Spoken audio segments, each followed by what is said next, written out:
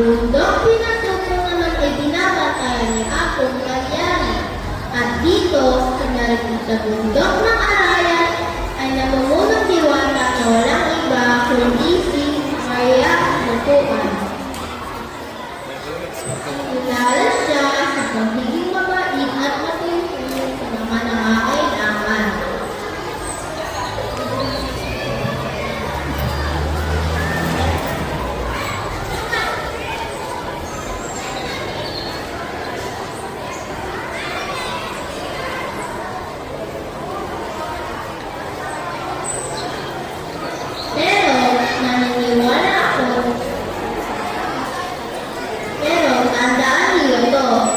May sinaktan ka sa bukat niya, linabuso mo ang kalikasan, mabigat ang parusang itinakatan ng iwasan.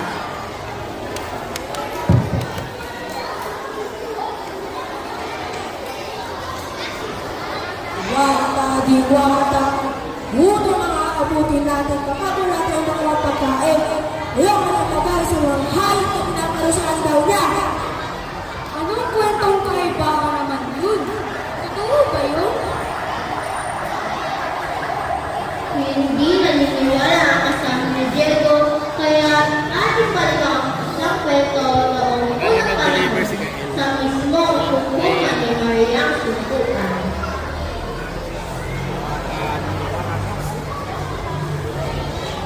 Koma! Natapakan ko ang mga itlog ni Martinez! Magtatago mo na ako sa puno para hindi ako mahanap ni Martinez!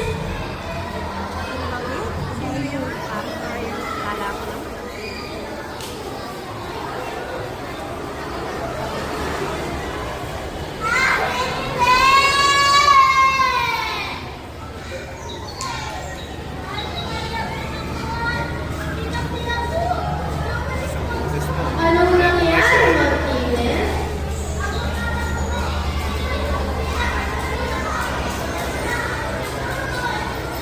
Maghingay ka! Sino ang may gawa nito?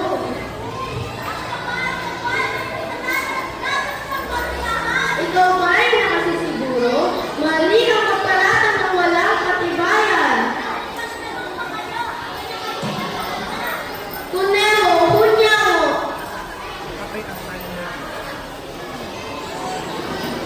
Hanapin ninyo ang kabayo upang harapin ang bintang ng ibon.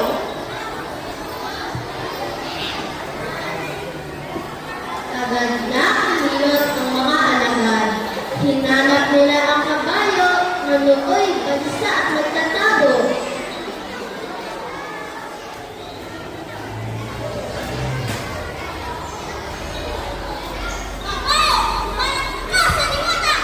Kabayo, totoo ba ang nilapakan mo ang puga ni Martinez?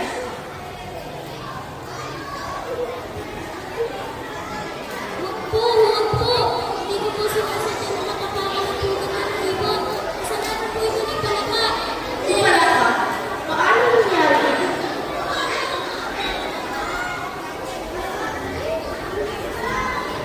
Gulat ang lahat, isang malaking hayop, isinisi ang kasalanan sa maliit na Palaka. Si Palaka, paano nangyari ito? Kung ang puso ng magkalakas-lakas ay bawa ng ulan na nakatangka ang aksidente na napakan ng bukas. Papuntahin ang Palaka dito.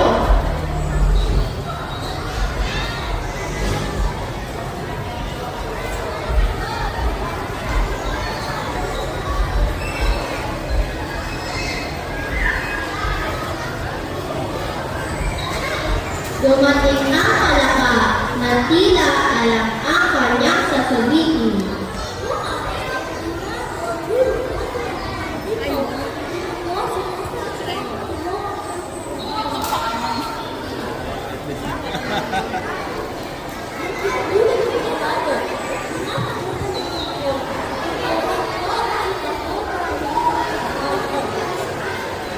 Ipatawag ang malay. At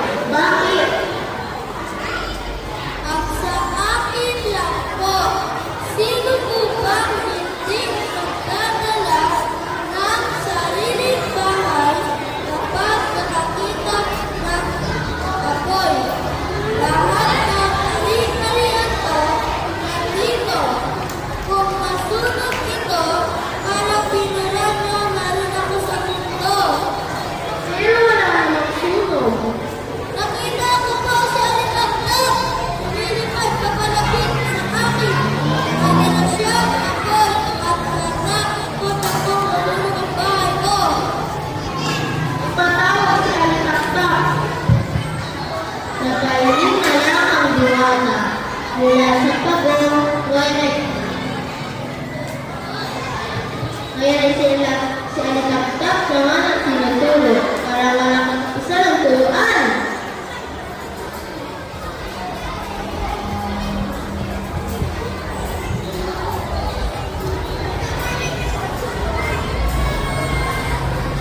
Alikaptak, bakit pinadala ako at pinanakot ng papa mo? Huwag mo akong pagalitin. Ako ang ilaban. Sorry na po. Kahit ano naman tayo, may isa na namang sisisihin. Ako sila po ang pamilya ng itak. Siyempre, na ako ng bilang para ako siya at makaiwas. Nasaan sila mo? Papuntahin siya rito.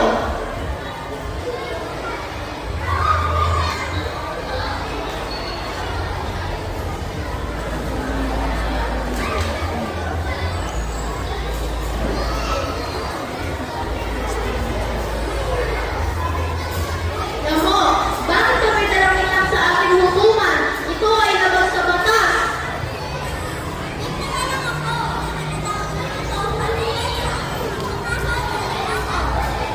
Sa wakas, pang narating na natin ang dulo ng sisihan, si Arinao.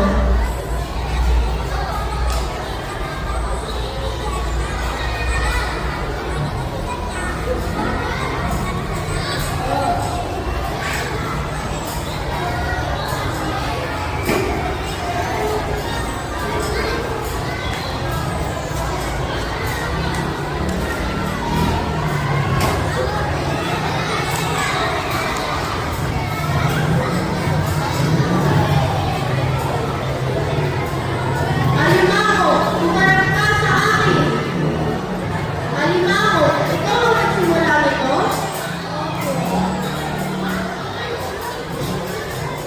Katahimikan! Lahat kayo ay may parusa! Ibon! Sa itaas ka na ng puno bago ka ng pugal! Kabayo! Dahil naninima ka sa dagat, lalayapan ka na ng tao ngayon! Palaka! Wala na nalaman sa tinig mo kundi koka! Pagong! Dahil takot kang mawala ang bahay mo, pasalin mo yan habang buhay!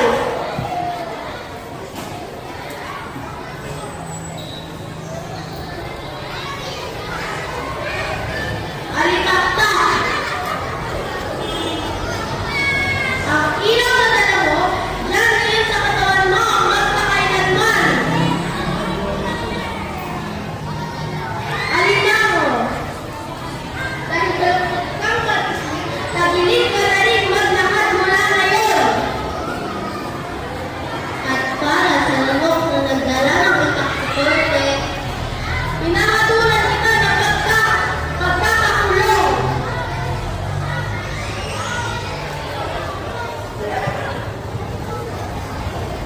Hindi! Makawalan niyo ako! Mahanapin ko si Alinamo!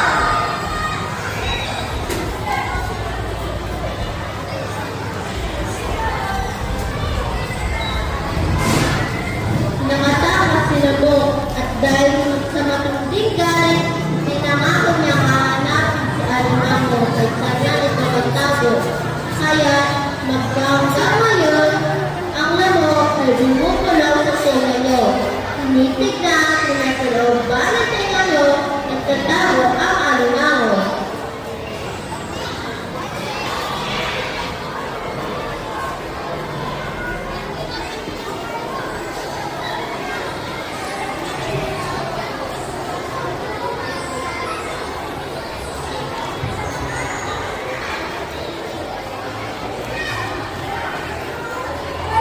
Hala, ayan si Maria!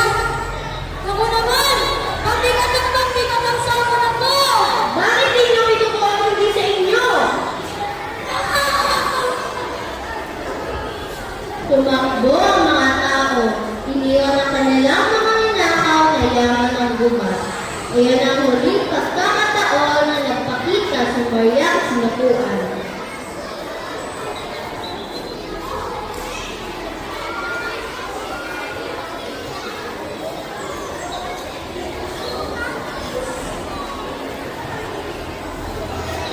Sa pagdaan ng panahon, pinalimutan na si Mariang sinapuan. Nawala ang tinig sa hustisyo ng bundok arayat. Pinuto ng mga puno, hindi nirabayan ang paghuhuli sa mga hayop at namayari ang kasatuman ng tao. Nagtuyot ng gubat, ang baha at tinig, yan ang mapatid na parusa ng Mariang sinapuan.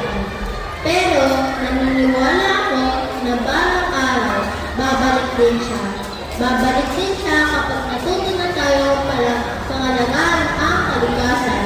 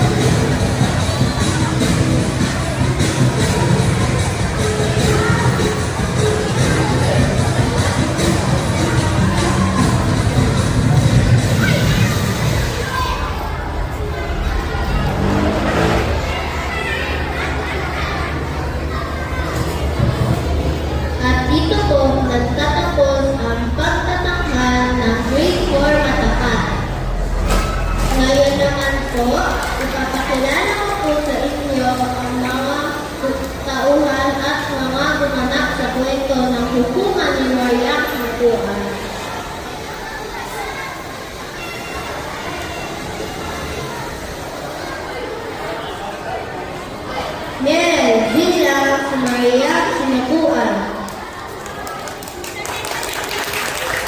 Denise bilang Martinez. Frank bilang kabayo. Raymond bilang palaka. Ascende bilang pagong. Georgina bilang antaptap. Francesca bilang alimango. Nova bilang lamok. Ermino Pael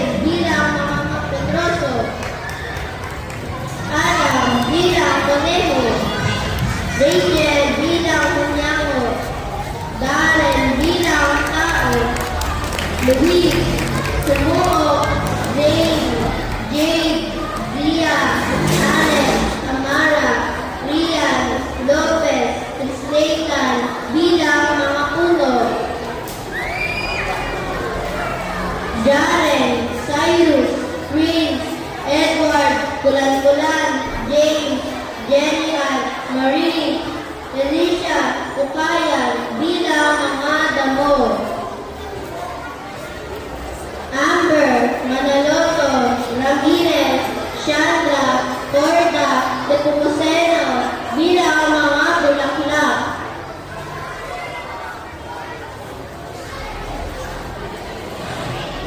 At ang inyong lingkod, si Sophia Jegas Pitabin bilang tagapagsalaysay. Maraming